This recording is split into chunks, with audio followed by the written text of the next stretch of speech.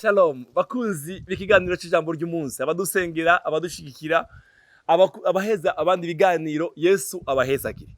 Bakundwa, ndashaka kubaganiriza rino jambo rivuga ngo uhoraho niwe mugisha wacu. Uhoraho niwe mugisha wacu. Haleluya. Reka ntangire muri Zaburi ya 16 Dawudi yanditse umurongo wa 2. Uravuga ngo nabariye nabwiye uhoraho nti ni wowe mwami wanje, nta mugisha mfise atari wewe. Haleluya. Bavandimwe, urazi yuko ivyo ufite babihawe n'umwami. Niwe mugisha wawe, niwe mugisha wanje. Ivyo mfise niwe ndabikesha, ivyo nzoronkejo niwe nzobikesha.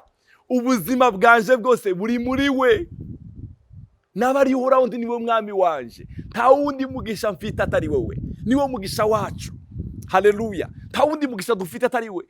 Nta wundi. Umva, Dawudi yaravuze ijambo ryiza, na Paulo yaravyanditse, na Yeremiya yaravyanditse, aravuga ngo uwirata tirate ubutunzi, tirate ubwenge, ngo yirate ko yamenye uhoraho. Ivyirato vyacu, umugisha wacu ninde? Ni Kristo Yesu mwana w'Imana. Haleluya. Nta wundi mugisha mfite atari we. Niwe mugisha wacu. Umva rero, uyu mugisha wacu rero, uyu mwami wacu kandi ari wo mugisha wacu, tugomba kubaka ubusabane nawe, tukamugira uwa mbere mu byacu no mu bacu, akaba ari we afata vora y'ubuzima bwacu, kuko niwe mugisha wacu. Ingoma za kabiri igice cya 26 umurongo wa 4 haravuga ngo akora ivyo uhoraho abona ko ari vyiza, k'ivyose amazi yakoze byose, ashira umutima ku kurondera Imana mu gihe cyose cya Zekariya, umuntu yamwigisha kubaha Imana, kandi uko yakomeje kurondera uhoraho, Imana yamuhaye umugisha. Uyu mugisha wacu dukeneye kuza tuwurondera uko yakomeje. Haleluya. Reka ndakwifurize nawe kino kintu, gukomeza kurondera umwami uko yakomeje kurondera Imana. Imana yamuhaye umugisha. Haleluya. Urifuza umugisha w'amahoro? Urifuza bene data, urashaka kuba ufite ibitayega, ukaba ufite ibintu byose byo kwisi, ukabura umugisha w'amahoro? Umva, rondera soko y'amahoro, ni Yesu mwana w'Imana. Nimba utaramwakira, muhe ubuzima bwawe, muhe ubuzima bwawe. Haleluya. Niwe mugisha wacu. Bakomeza kurondera Imana mu gihe cyose cya Zekariya, umuntu yamwigisha kubaha Imana, kandi uko yakomeje kurondera uhoraho, Imana yamuhaye umugisha. Urifuza umugisha? Komeza kurondera umwami. Haleluya. Komeza. Oh, amen. Muhe umwanya mu buzima bwawe. Haleluya. Muhe kibanza kimubereye. Naje imbere muri byose ibyawe, abari abije imbere. Muhe buzima bwawe uko yakomeje kurondera Imana. Imana yamuhaye umugisha. Dawudi we yavuze ngo naramubwiye ngo ni wowe mugisha wanje, nta mugisha mfite atari wewe, byose byanje ni wewe. Amen. Umurongo wa 10 umurongo Ingoma za kabiri 15 umurongo wa 2 haravuga ngo aja gusanganira Asa, aramubariye ati nimuntega amatwi yewe Asa n'abayuda b'Abenyamini mwese, uhoraho azakomeza kubana namwe, nimwakomeza kubana nawe, kandi nimwamurondera muzamubona, ariko nimwamuheba nawe azabaheba. Bene data, umugisha Imana yaguhaye tukaguhebesha Imana. Umugisha wahawe n'Imana tukaguhebesha Imana, tukaburira Imana umwanya mu buzima bwawe kubera umugisha yaguhaye. Oya, biragatsindwa n'Imana. Oya, kurondera umwami bigomba kuba priorite y'ubuzima bwawe, kuko ivyo ufite niwe wabihawe nawe, n'ivyo uzoronkejo niwe uzobiguha. Haleluya. Rero mu kibanza kimukwiriye mu buzima bwawe. Amen. Umurongo wa 12 muri Ingoma za kabiri igice cya 15 umurongo wa 12 bavuga ngo maze basezerana isezerano ryo kwama barondera uhoraho, Imana yabasekuruza imitima yabo yose n'ubugingo bwabo bwose. Ndashaka kubwira iryo sezerano nawe, gira isezerano ryo kurondera umwami.